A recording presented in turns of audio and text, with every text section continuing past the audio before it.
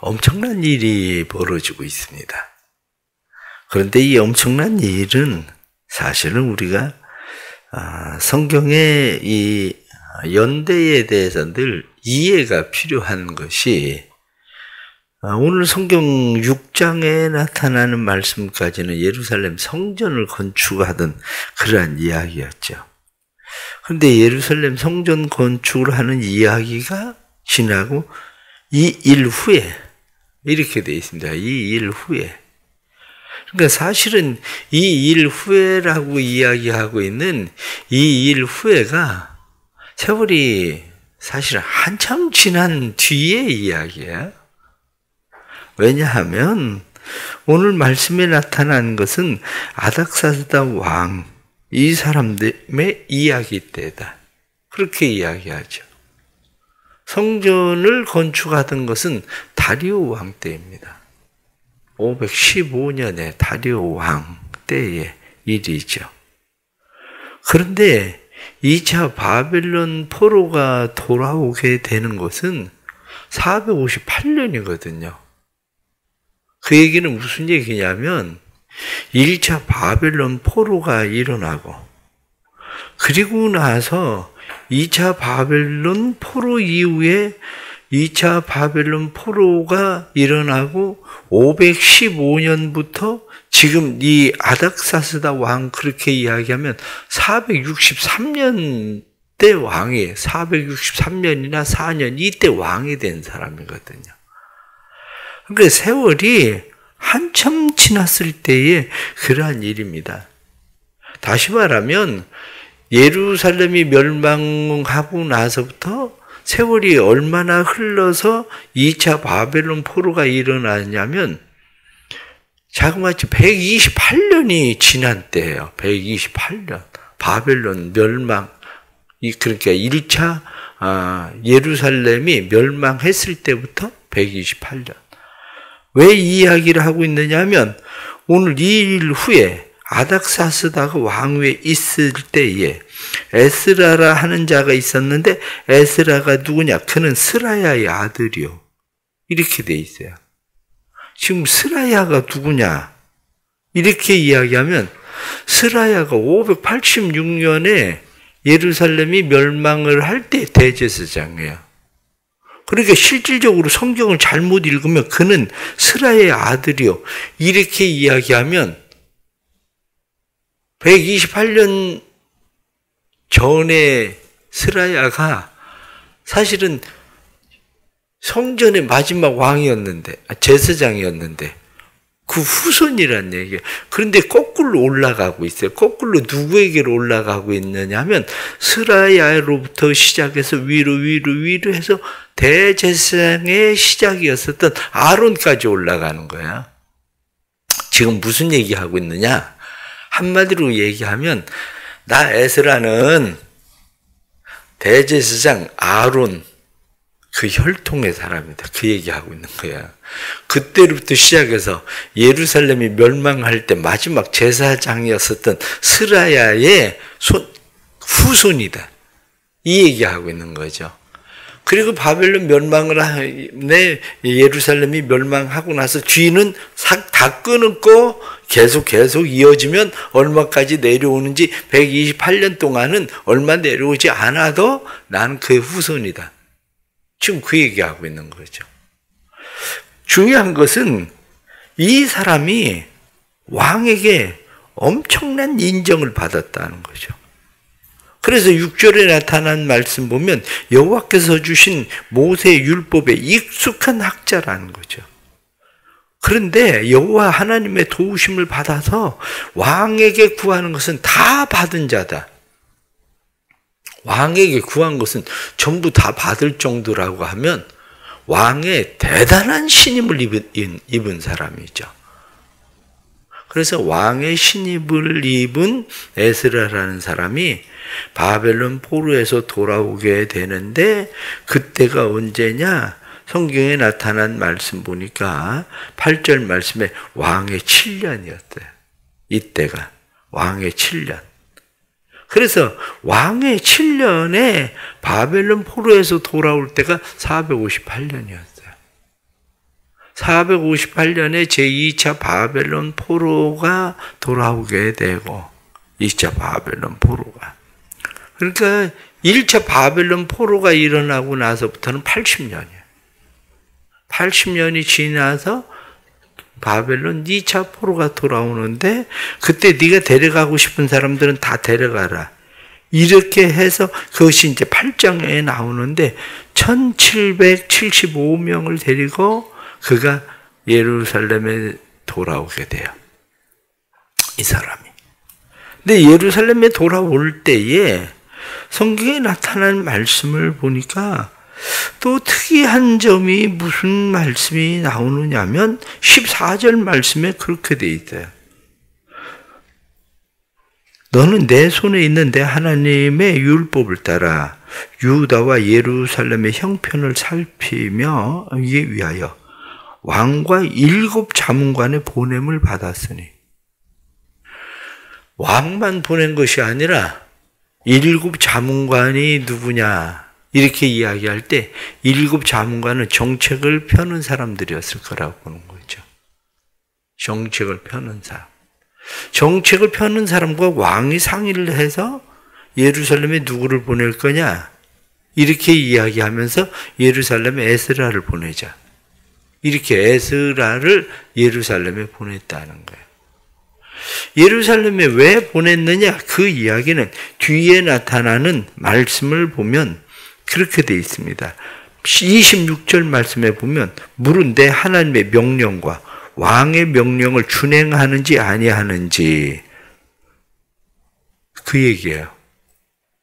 너 가서 80년의 세월이 지났는데 1차 바벨론 포로에서 돌아간 사람들이 80년 세월이 지났는데 성전도 건축하고 그리고 지낸다고 하는데 왕의 명령과 하나님의 명령을 잘 지키는지 제사를 제대로 잘 드리고 있는 건지 그거 가서 너 살펴봐라. 그래서 누구를 파송했느냐면 바로 에스라를 파송했어요. 1차 바벨론 포로를 할 때는 사람들이 5만 명 가까운 사람들이 돌아왔는데 왜 2차 바벨론 포로에는 1775명밖에 오지 않았을까? 여기에 대해서는 이유는 간단합니다. 너 가서 모르거든 가르쳐라. 모르면 가르치고 그리고 그 사람들로 하여금 내 명령도 지켜 행할 수 있도록 실행할 수 있는 사람들을 데려간 거야. 그런데 따라가고 싶어 하는 사람들은 데려가는데 내 명령, 왕의 명령을 실행할 수 있는 사람들을 데려가라. 그래서 사람들이 2,000명 조금 안 되는 사람들을 데리고 5달 동안, 4달이죠, 실제로는. 첫째 달 시작해서 5달, 첫째 날 도착을 했으니까 4달 동안 이 사람들을 데리고 갔다는 거죠. 그러면서 이들이 갈 때에 많은 것들을 주죠. 심지어는 그들이 원하는 대로 줘라. 그래서 22절 말씀을 보면 은은 100달란트까지 줘라. 100달란트면 얼마입니까? 3.4톤이에요. 은은 3.4톤까지 줘라. 그 다음에 밀은 100고루를 줘라. 한 고루는 220리터? 그러니까 12마리예요. 12말. 그러니까 이 100고루니까 1200말까지 줘라. 말로 따지면. 포도주는 100밭을 줘라. 한 밭은 22리터입니다. 리터로 한 밭은. 그러니까 100밭까지 줘라. 그러면은 거기다 공 2개 붙이니까 2200리터까지 줘라. 이렇게 이야기하는 거죠. 2톤까지 줘라. 이렇게. 그래서 포도주도 그렇게 줘라. 대신 세금은 그 사람들한테 받지 마라. 왜? 이 사람들은 종교적인 사람들이니까 종교적인 사람들에겐 세금 받지 마라. 그러니까 이 사람들은 1775명 예루살렘에 들어가도 이 사람들에게 세금을 면제해 주고 그리고 일을 할 수 있도록 그렇게 만들어 줬다는 거야. 엄청난 일이 벌어지고 있었던 거죠. 어떻게 이런 일이 일어났을까? 그것을 성경은 아주 간단하게 이야기합니다. 성경은 간단하게 27절 말씀 보니까 우리 조상들의 하나님 여호와를 송축할지로다.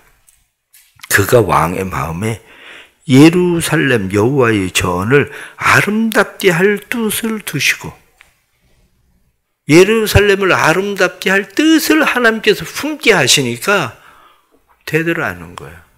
그게 오늘 본문을 통해서 또 우리가 말씀을 깨닫게 되는 몇 가지 중요한 일들이 있습니다. 그중 가장 첫째가 실력을 갖추라는 거예요. 실력. 실력이라고 할 때 세상적인 실력만 아니라 하나님과의 관계, 신앙적인 실력. 어떻게 예루살렘이 멸망하고 128년의 세월이 흘렀는데 하나님의 율법의 말씀에 대해서 이렇게 잘 알고 있는 사람이 있을까? 그거죠. 율법의 말씀에 대해서 익숙하고 잘 알고 있는 탁월한 사람이었던 거죠. 대부분 어떤 사람들은 자손의 자손이 태어나기 시작하면 한 세대를 우리가 보편적으로 30년을 한 세대를 보지 않습니까? 그러면 1.5세대만 돼도 한마디로 전부 다 잊어버리는 상황들이 되는데 어떻게 세대가 4세대나 흘러가는 그런 세월 속에서 3세대는 흘러가는데 이 세대 속에서 하나님의 말씀을 어떻게 전수를 계속 해왔기에, 그리고 단순히 전수 받는 것만이 아니라 거기에 대해서 연구해 봐야 되겠다. 그리고 연구를 하는 그런 마음을 가지고 하나님의 율법의 말씀을 탁월하게 연구했는지 이런 탁월한 사람이 나왔다는 거예요. 또 하나는 아무리 종교적으로 탁월하다고 해도 왕이 세상적인 실력을 갖추고 있어야 왕이 곁에 두고 인정하지. 하다못해 헬스 트레이너로도 그거라도 잘해야 뭐 어디 대통령 옆에 가서 요즘 뭐 누가 뭐 그거 하다가 뭐 대통령 옆에 가서 뭐 있다 그래가지고 용복도 먹고 막 그러기도 하지만 뭔가 실력이 있어야 옆에 둘만한 뭐 아니 뭐 대통령이 뭐 나를 알겠어 누구를 알겠어 여기에 실력입니다. 실력이 없으면 세상에서 인정받을 수가 없어요. 여러분들이 자녀들에 대해서 우리가 신앙적으로만 잘 가르치면 하나님께서 잘 사용하실 거다? 정말 그럴까요? 그럼 성경에 다니엘을 왜 얘기합니까? 스룹바벨은 그럼 왜 얘기합니까? 느헤미야는 왜 얘기합니까? 에스라를 왜 얘기합니까? 요셉을 왜 얘기합니까? 다 실력에 대한 얘기예요. 그게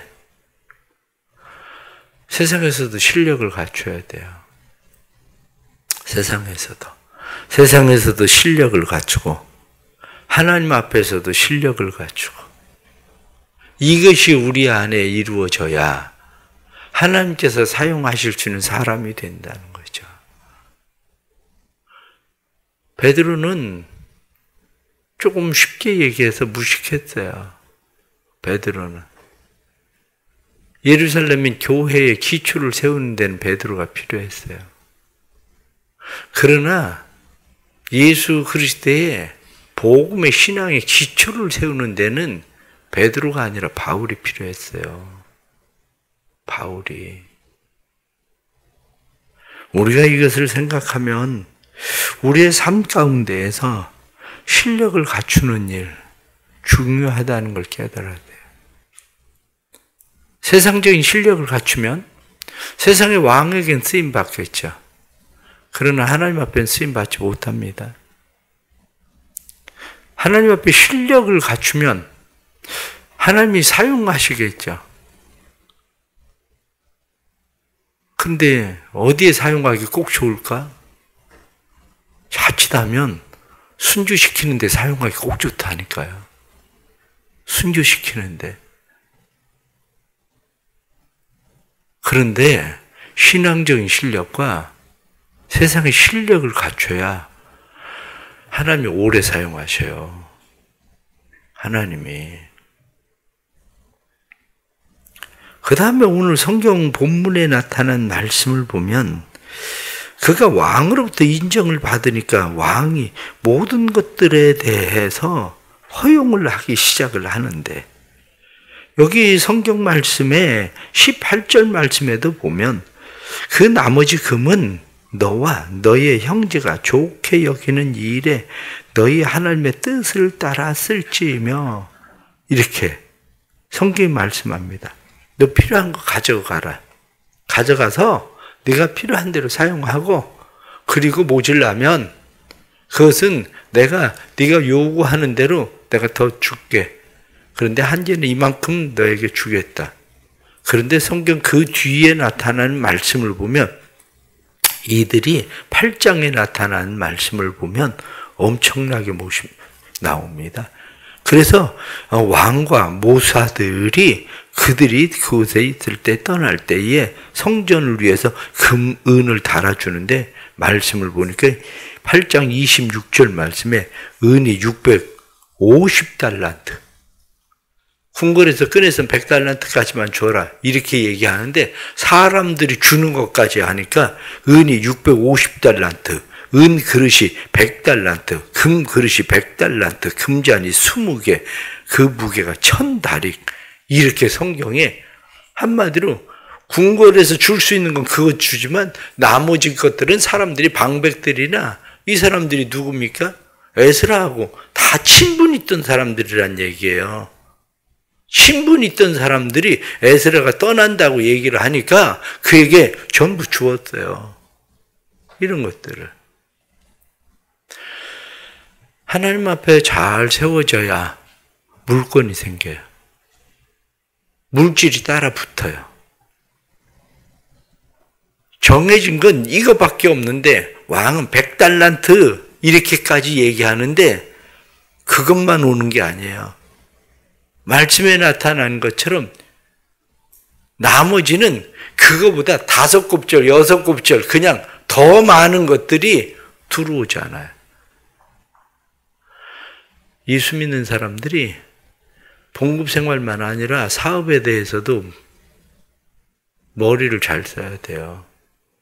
왜? 봉급은 딱 그거밖에 나오는 게 없어요. 그런데 내가 할 수 있는 일을 해야 하나님께서 거기에 물질을 더 붙여요. 그게 쉬워요. 하나님께서 붙이시기가. 봉급 생활을 하는 사람들은 투잡해봐야 낮에 사무실 가서 하루 종일 하고 투잡해봐야 밤에 가서 한두 시간 일을 하는데 또 오늘 성경에 나타난 말씀을 보면 모든 권한을 주죠. 모든 권한을 줘서 성경이 심지어는 뭐라고 이야기합니까? 26절 말씀에 죄를 정해서 혹 죽이거나 귀양 보내거나 가산을 몰수하거나 옥에 가두거나 네 마음대로 해라. 모든 권한을 그게 다 줘버려요. 뒤에 나타난 말씀 이제 나타나겠지만 이혼해라. 그래가지고 사람들을 이혼시키는 일이 이게 어떻게 가능하냐? 죽이라는데? 죽이겠다는데? 어떡할 거요? 갈라서는 게 차라리 낫지. 이 상황이 벌어진 거예요. 그뿐만 아니라 오늘 성경에 나타나는 이 말씀을 보면 사람들이 붙죠. 그래서 28절의 말씀을 보면 나를 왕과 그의 보좌관들 앞과 왕의 권세 있는 모든 방백 앞에서 은혜를 얻게 했다. 사람이 붙는 은혜를 주셔요.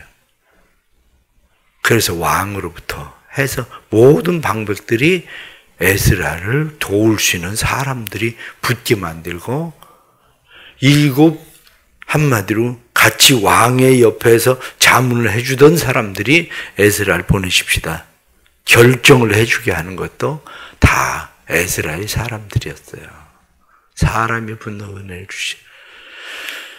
우리가 예수를 잘 믿는다는 게 하나님의 은혜와 복을 누린다는 게 뭡니까?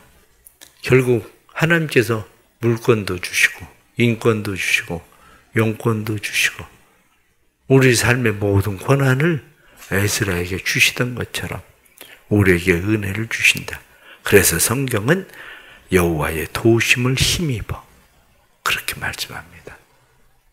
하나님의 도우심을 입는 은혜가 있길 축복합니다. 하나님의 도우심을 입는 은혜가 있어야 영권이 생겨요.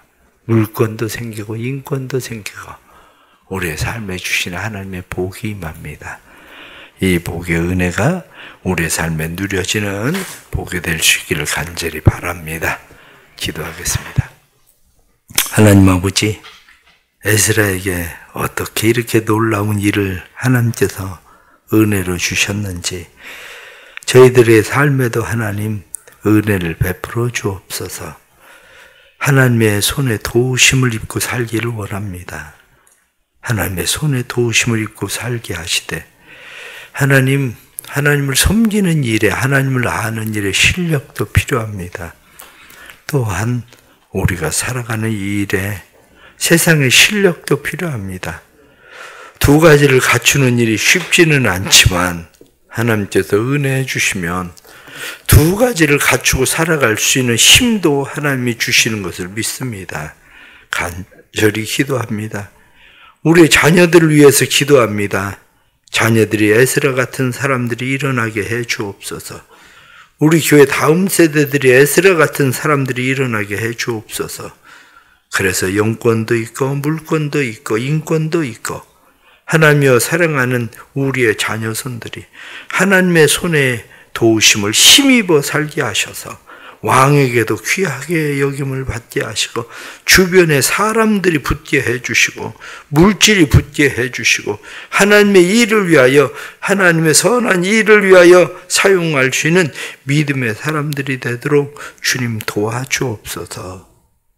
사랑하는 성도들의 가정에 복을 주시고 하나님에 대한 믿음 잘 자녀들에게 가르치게 해주셔서 세상에서 쓰임받는 일 하나님 잠깐 쓰임받고 세상에서 하나님에게 인정받지 못하면 우리가 무슨 소용이 있겠습니까?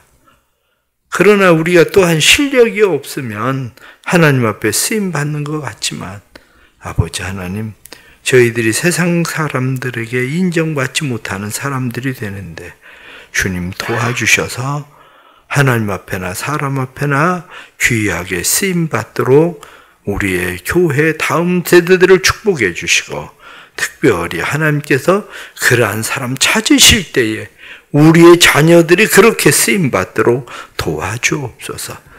또한 근본 청소년부 수련회, 청년부 수련회를 통해서 우리의 자녀들에게 그런 꿈을 주시고 그런 비전을 주셔서 그 꿈과 비전들이 사랑하는 자녀들의 평생의 아름다운 꿈이 되어 꿈의 성취자들로 서게 해 주옵소서.